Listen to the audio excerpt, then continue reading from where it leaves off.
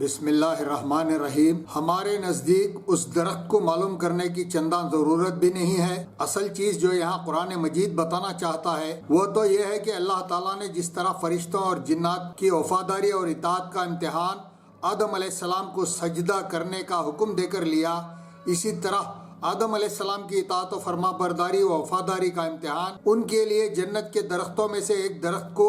حرام ٹھہرا کر لیا۔ نعمتوں سے بھری ہوئی اس جنت میں صرف ایک درخت ایسا تھا جس سے فائدہ اٹھانے سے حضرت آدم علیہ السلام کو روکا گیا تھا، لیکن انسان کی فطرت کچھ ایسی واقع ہوئی ہے کہ جس چیز سے وہ روک دیا جاتا ہے اس کا وہ زیادہ حریص بن جاتا ہے۔ چنانچہ ابلیس نے آدم علیہ السلام کو اسی کمزوری سے فائدہ اٹھایا اور ان کو یہ سمجھانا شروع کر دیا کہ زندگی جاویداں اور ملک لازوال کا راز اگر مضمر ہے تو بس اسی درخت کے پھلوں میں ہے جس سے ان کو محروم کر دیا گیا ہے۔ نتیجہ یہ ہوا کہ آدم شیطان کے اس چکمے میں آ گئے اور اس درخت کا پھل کھا بیٹھے، لیکن یہ غلطی کر گزرنے کے بعد شیطان کی طرح اپنی غلطی پر ضد نہیں کی بلکہ اس پر نادم ہوئے اور توبہ کی۔ بالکل اسی طرح کی صورتحال اس دنیا میں ہمارے سامنے ہے۔ اس زمین کی ہر نعمت ہمارے لیے مباح ہے، صرف گنتی کے چند چیزیں ہیں جن سے خدا نے ہمیں روکا ہے، لیکن ہم میں سے بہتوں کا حال یہ ہے کہ وہ شیطان کی وسوسہ اندازیوں کے سبب سے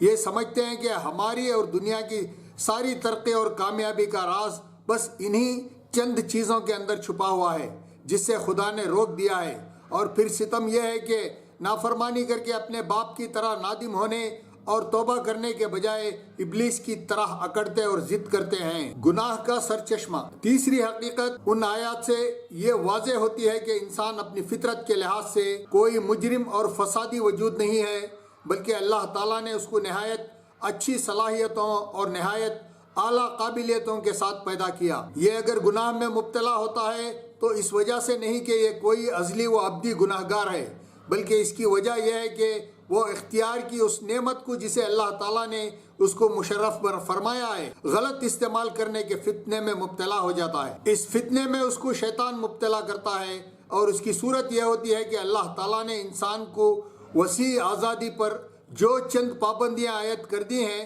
شیطان انسان کو ورغلاتا ہے کہ بس یہی پابندیاں ہیں جو اس کے سارے عیش و آرام کو کرکرا کیے ہوئے ہیں۔ اگر وہ ان کو جرأت کر کے توڑ ڈالے تو بس اس کے لیے ترقی و کمال اور عیش و آرام کے تمام دروازے کھلے ہوئے ہیں۔ شیطان کے ان مشوروں کا فائدہ چونکہ انسان کو نقد نظر آتا ہے، اس وجہ سے وہ اس کے چکمے میں آ جاتا ہے اور اپنی فطرت کے اعلیٰ تقاضوں کے خلاف گناہ میں مبتلا ہو جاتا ہے۔ اس گناہ سے اس کو پاک کرنے کے لیے اللہ تعالیٰ نے اس کے لیے توبہ اور اصلاح کی راہ کھولی ہے۔ چنانچہ حضرت آدم علیہ السلام سے جو لغزش صادر ہوئی، اللہ تعالیٰ نے ان کی توبہ کے بعد وہ معاف کر دی۔ اس کے بعد ان کو اس دنیا میں جو بھیجا تو اس کی وجہ حضرت آدم علیہ السلام کا معتوب ہونا نہیں ہے بلکہ محض ان کا امتحان ہے، تاکہ وہ شیطان کے مقابل میں اپنی اعلیٰ صلاحیتوں کا ثبوت دیں اور اس کے صلے میں اس جنت کو پھر حاصل کریں جس سے وہ نکالے گئے۔